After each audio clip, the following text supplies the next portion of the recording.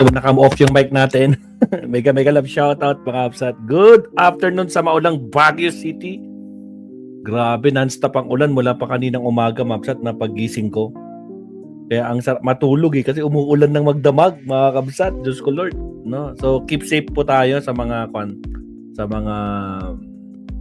inuulan po ngayon. Lalo na kahapon, nilindol kami dito. Talagang pati yung sabi ni Mayor namin ito, Mayor Magalong, kinancel niya yung klase tsaka yung work around 3:30 onwards. Wala nang trabaho. Kasi ang lakas talaga ng lindol daw pero hindi ko naramdaman. Nasa SM ako nung time na yon, natutulog din ako sa parking area. But anyway, so good afternoon, Obsat. Ano pa pag-uusapan natin, Maestro? Siyempre, kapalpakan na naman. Kapalpakan na naman ang pag-uusapan natin. Kapalpakan ng legal team. Nako po, puro kapalpakan ng defense team. Nako, ginagalit yung si Sara. Bakit hindi nila kayang depensahan ako? Bakit kaya? Ano nangyari mo? Lalo ka pinapahamak. Wala na. Tarantang-tarant. Kaya nga ako, di ba? Hindi lang sa loob ng Senado ang kanilang laban. Kaya ang ginagawa nila, lalabas yung mga kakaalyado niya, parang si Torion pupunta sa Supreme Court. Lahat na lang, di ba? Actually, pati rin naman si Sara pupunta na siya sa Supreme Court, pinapa-disqualify niya yung or pinapa-dismiss niya yung impeachment, di ba? Kasi wala silang laban. Yun ang totoo doon. Takot na takot. Kunwaring bloodbath. Pero sa totoo lang, problemado sila sa sobrang dami ng ebidensya, sa sobrang bigat ng ebidensya. Hindi nila kayang buhatin at talong hindi nila kayang sagutin ng harapan. Kaya nabubwisit talaga dito sila. Ay, mga shoutout sa inyo. Paramdam naman kayo sa chat box natin. Buti pa si Emily Basog. Nagparamdam na. Good afternoon, Kabsat Emily Basog. Shout out sa almost 100 live viewers. Oy, baka naman like and subscribe po tayo Baka naman kakumpisa pa lang natin. Like and subscribe po. Maraming salamat. At syempre sa ating Facebook page, huwag kalimutang mag-follow, mga Absat. Follow niyo naman yung Facebook page ni Maestro. Baka naman basta mga hindi pa po nagfa-follow diyan. Baka naman. Alright. May guest speaker tayo na laging suki ni Maestro. Ito ang bumugad sa akin pagbukas ko kanina. Oy, eksakto yung iniisip kong topic Pwede. Professor Antonio Contreras, mga kapalpakan ng defense team ni Sara Duterte sa impeachment trial. Sige, pasok. Tanong na siya Pasok, sir. Magandang umaga po sa ating lahat. Araw po ngayon ng Biyernes at andito naman po si Professor Tonton Contreras sa isa na naman edisyon ng Usapang Politika dito sa Facebook. Yo! Live para sa mga friends ko. At syempre, doon sa mga loyal ko na mga followers sa Facebook, ay syempre tayo po ay team replay na lamang kasi talagang di ba po ulit ang setting ngayon ng Facebook ay tinatry ko ang meta, hindi na pwedeng mag-live sa indifference, security reason yata. Anyway, hinihintay nyo naman lagi ang replay nito pag ginawa ko ng for everyone at saka syempre doon sa mga followers ko sa YouTube, sa mga subscriber ko sa YouTube. Lagi po kayong nag-aabang. Shout out, Kabsat, shout out. Ako, bakit baga ang buhok ko ay parang lumiliwanag Rick PC, shout out. Hindi po yan highlight. Actually, yung iba nagpapakapagod magka-highlight ng ganitong kulay. Ako naman, ayan na talagang ganyan ang kulay. Ito may kaunting Mr. Object pa. So, natatawa ko pag tinatawag kalbo ng mga tao. Kasi, di ba, ang picture ko doon sa column ko sa Manila Times, kalbo. O kalbo daw ako. Sabi ko, sige, fake news kayo. Kaya lang naman po ako nagpapakalbo noon. Inaahit ko yun dahil nga, dahil ako'y binabalakubak. Pero ngayon, nakatuklas po ako ng isang shampoo na talagang hindi na ako nagbabalakubak. Medyo kamahalan nga lang. Ang pangalan po ay Atomy. Ito ay libreng maghanap kayo ng deals. Nag-work po sa akin na puti na ng impeachment. Before the impeachment, napag-usapan natin ngayong araw na to yung mga kapalpakan ng impeachment defense ni Sara Duterte. Alam mo, before the impeachment, I was hoping that there would be some kind of rationality or reason in the manner they're going to handle their defense. I was giving the defense the benefit of the doubt. Baka meron akong bagong hindi narinig, di ba? So, mas inabangan ko pa nga sila kasi sa prosecution Talaga namang makikita natin na parang nangangapa Sa bagay, unang linggo pa lang naman ito at, di ba? Parang ang hirap namang husgahan na agad. Pero hindi eh. Mahirap husgahan pero pwede kang maghusga na eh. Kasi nakikita mo na yung parang kung ganito, if this is the way they're going to handle their case, I don't know. Maraming mga blunders. Yun nga mga objection lagi. Hindi ko na yun pinupuna kasi standard naman talagang trabaho yun ng ng depensa mag-object. At kahit naman ang prosecution kapag nagko-cross na yung depensa, pwede na sila mag-object. So it's the objections are there, but it's the manner the frequency you use the objection. Parang minsan sabi nga ng isang kakilala kong abogado, pag nag-object you have to be strategic, hindi yung object na lang ng object. Wow. Kada maliit. Pati kayo pananalita ni Attorney Ligutan. I object the way yung paano siya magsalita. Pati ino-object niya. Strategy nga ni Attorney Ligutan yung ganun siya magsalita eh. Ang problema, ino-objectan niyo kung paano magsalita. Diyos ko, Rudy, lahat na lang. Bagay objectan mo, naiinis na sa yung tao, nanunood. Alalahanin natin, this is not a legal proceeding. This is a political proceeding that has some quasi-judicial element. In fact, ang rules of court dito, suppletory lang. Ibig sabihin niya, hindi yun yung driving force. Kaya ako medyo nagtataka ako bakit si Pio Cayetano ang tingin niya parang dapat sumunod lahat sa rules of court. parang to a point na parang kasi pag-usapan natin yan sa isang next week yung tungkol doon sa pag masyadong legalistic ang impeachment. By the time that this is over, baka magsawa ang tao sa mga technicality. Yung mga tanong na tinatanong ng tao katulad ng tanong ni Risa Hontiveros yung pala ang bawal. Hindi ba? Mantanong yun at the bottom of the top, front and center of everything. Kasi yung tanong Alibal, niya, shout out Alibal. Paano ito magiging impeachable offense? Wala namang ebidensya na nagkaroon ng actual na kontrata, 'di ba? That's a very significant question. Hindi pa daw pwedeng tanungin kasi question of legal conclusion na, factual conclusion na. Para bagang teka, kailan yung gagawin? 62 days ang hiniling ng prosecution para maglahad ng kanilang mga facts. So ibig sabihin after 62 days pa, o 3 days a week. Katulad nung si Galilong, isang witness, hindi naman isang araw tinanong, 2 araw. Diba? 2 days. So, by the time siguro na matapos ng Pasko na, hindi pa natin nakikita kung ano yung facts, ano yung conclusion of facts na ino-offer ng prosecution. Tapos merong 32 days na naman ng depensa. So, ibig sabihin yan, puro lang mga bits and pieces kasi tayo po ay nasasagtaan ng legal rules. Ang impeachment po, hindi naman po yan criminal proceeding. At ito nga yung puna ko dito sa sa defense na para bagang tingin nila ito ay criminal case. This is not a criminal case. An impeachment is not about the guilt or the innocence of Sara Duterte on the crime of grave threat. Ang pinag-uusapan dito, yung mga acts ba niya, fit pa ba siyang manatiling vice presidente? So hindi kailangan na patunayan na meron talaga siyang kinontrata. Hindi talaga kailangan patunayan na, hindi necessary na ito ay reaksyon niya lang doon sa pagbabanta din di umano sa buhay niya. Yung Operation Romanov na yan, na actually ang una namang nagbanggit niyan ay si Baste Duterte doon sa may isog rally nila sa Davao, hindi ba? Siya naman ang unang nagbanggit niya na at ang tinukoy niyang Romanov ay ang mga Marcos. Di ba? Saka dinulad pa nga niya kay Mussolini, hindi ba? So, it is not whether they're just reacting kasi ang intinita nandito tama ba sa pagbibehave ng isang vice presidente na dahil siya ay nasa-stress, dahil siya binabatikos, dahil meron di umanong banta sa buhay niya, ay pagbabantaan din niya publicly ang Pangulo, ang First Lady at ang Speaker. Hindi naman necessarily na kailangan siya may kinontrata. The mere fact that she uttered those words is the very fact that we are trying to measure whether it is fit for a Vice President to do that. Sa kauna-unahan ng kasaysayan ng Pilipinas, ngayon nagkaroon ng Vice Presidente na ganyan So gusto ba natin yung ganyan? So yan ang unang blunder nitong depensa. Ang unang blunder ng depensa, ang tingin nila, hinahanapan nila ng malinaw na ebidensya na nagkaroon actually ng assassin.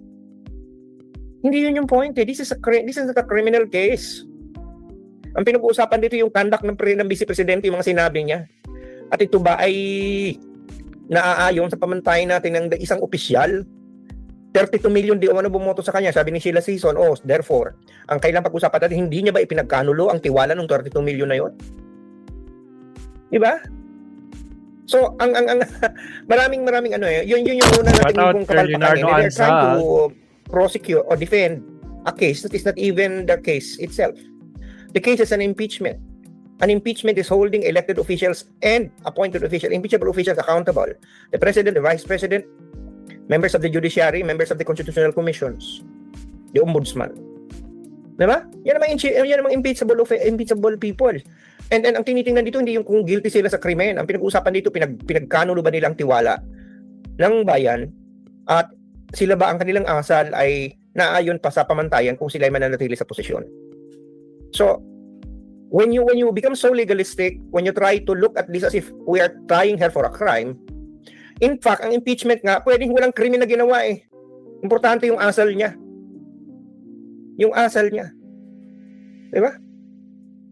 Ano ba yung kanyang demeanor? Ano ba yung asal niya? Yan ba fake? No. So, doon na lang medyo may blunder na. Ang isang matinding blunder na nakikita ko, kasi blunder after blunder eh. Ito yung mismong, kaya maraming nagagalit kay Risa Hontiveros na mga kilala ko din, with all due respect, na parang hindi niya sinusunod yung rule ng impeachment, na parang nagtatanong na siya on asking the prosecution or the defense to make legal conclusions. Eh, ito mga tanong na gusto ng bayan. Sabi ko nga, kasi ang nangyayari, Agree. Ililay mo na yung mga facts, ilalagay mo na yung mga evidences, saka pa lamang i-offer yung mga ebidensyang yan, saka lamang sasabihin, ito yung kwento. So, 62 days tayo na trial days maghihintay bago may offer ng prosecution yan. So, by that time, bangag na tayo sa objection, mga technicality. Eh, ang bayan ang nanonood. Kung ito yung mga abogado lang nanonood, fine. So, actually, Risa Hontiveros personalized yung gitil ng tao na, jokes ko, move on. Pag-usapan nyo na. Kaya tinanong niya. Diba? Tinanong niya.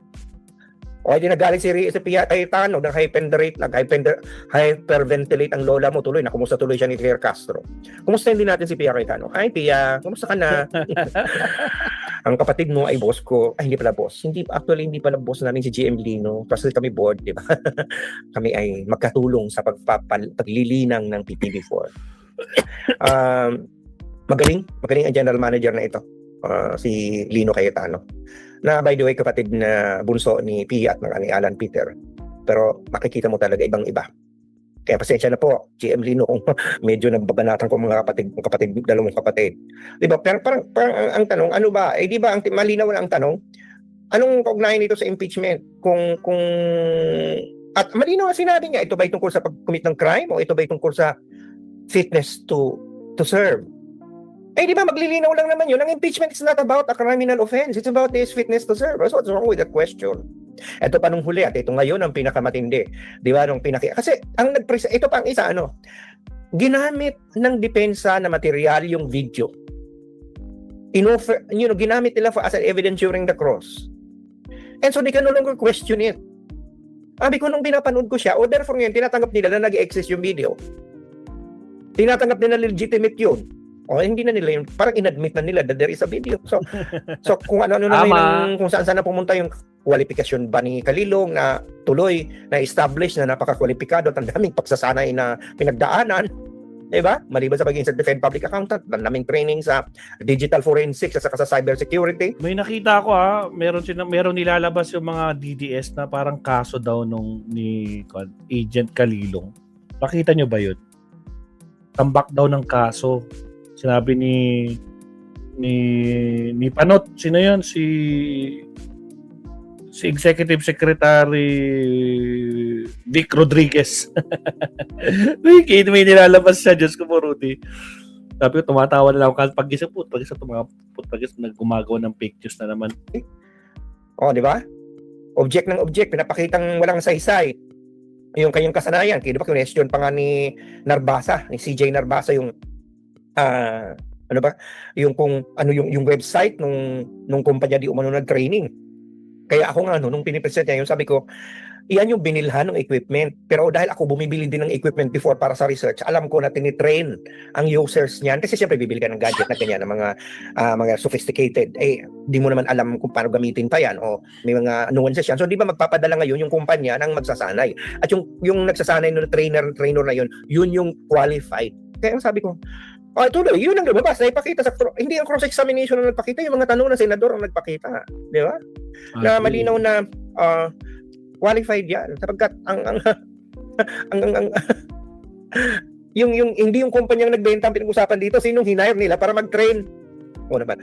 Anyway, yan ang mga kapalpakan ng to point may nagtatanong na, bakit hindi na sila ni-redirect ng prosecution? Yung tinanong uli para ayusin yung testimonya. Wala na kasing ayusin kasi wala namang sinira ang depensa eh. Puro yung tinutulungan tuloy sila ngayon ng mga senador. Alam mo, ang mga senador, nangyari tuloy sila yung nag-redirect. Sila na yung lawyer. Kahit pilit na paaminin niya may conditional lang naman ito na threat. Di sinabi tuloy na kalalong decision na absolute threat. Anyway, absolute ang threat. isa pang, so ginamit mismo ng depensa yung mismong video. So therefore, there is no more question that the video is authentic. Legit. Despite the ignorance of one senator by the name of Robin Padilla na hinahanapan ng original. Katulad ngayon, ito, di ba? Ito ay live. Right? Pag-usapan natin yan sa kubuhan ni Robin Padilla. This is a live broadcast. This is a live stream. Anong original nito?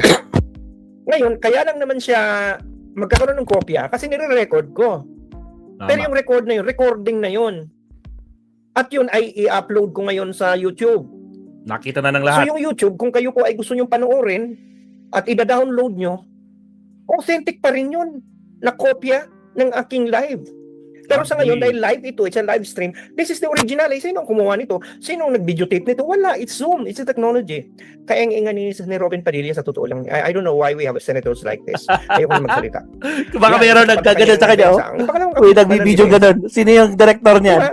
Luis Ontiveros naman nagtanong sa kanila, ano ang relevancy itong papakita nyo ng mga mukha ni Zulaika Lopez? Na nagparinig recently na maganda daw tayo sa Typhoon Inday. Ayun, G, shout out. si Typhoon Inday humina na at palabas na sa Philippine Area of Responsibility. Wala naman direct hit sa Pilipinas. So, therefore, napaka-symbolic. Joker diba? 10 na, Naghahanda shout tayo ni out. Zulaika sa Typhoon Inday, pero si Inday ay humina na, lumihis, hindi tayo tinamaan. Direkta. Monet Serafor, shout Isang out. mabangis na bagyo na kung tumama sana sa Pilipinas ay merong mga bahay at ari-ari ang sinira. Ngayon, umiwas. So, di anong metaphor itong? I'm not subject to you. Celia You have to Rosario, really be very shout out. careful in the metaphor that you use. More importantly, if you are not in control of it. Di ba? Ikaw ba? Carton Sala. Anyway, so tinanong ni Risa, si Narbasa, anong natatawa ako talaga. Anong Deborah relevance G. niya? Nagpapakita ba yan ang nag-trigger sa pagbabanta ay sa Zulaika? Ang kawawang CJ Narbasa, inamin yes. Saka lamang nag-backtrack. So therefore, malinaw na merong trigger. Nag-trigger na naman, sabi ko, ay oops, meron na naman silang kapalpakan. Tapos ito pa, sa halip na iligtas na binluan, yung isang defense lawyer, Mas lalong Ay, sinubsob. lalo pang binaon.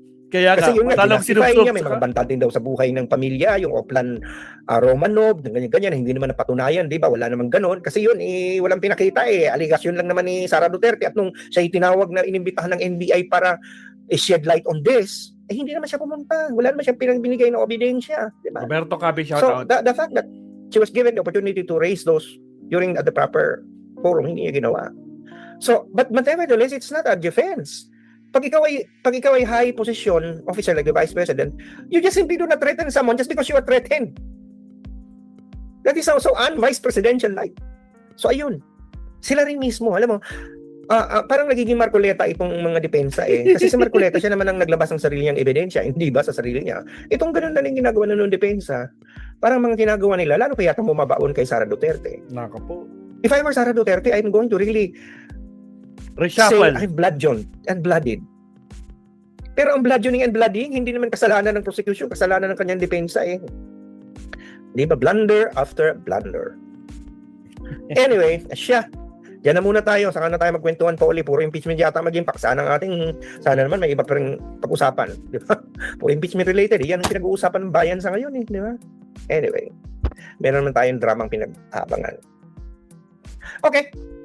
Sana nakapagturok sa inyong kaisipan, na-plus kayo mga puso at napabagong panahon sa buhay, lalo na sa usapang politikal. Dahil sabi sa akin ng Lasal, teach mind, touch, and transformance. Nakagreen ako. At sana, nakapagsilbi ako sa bayan at sabi sa akin ng UP naming mahal, serve the people. Okay? Salamat, Professor Antonio Contreras. Nako po, mga kapalpakan talaga ng defense team ni Sara Duterte. Nako po, palpak. Ito, meron pang isa, naka-green din. Mga nababahala na si Sara sa kapalpakan ng defense lawyer niya.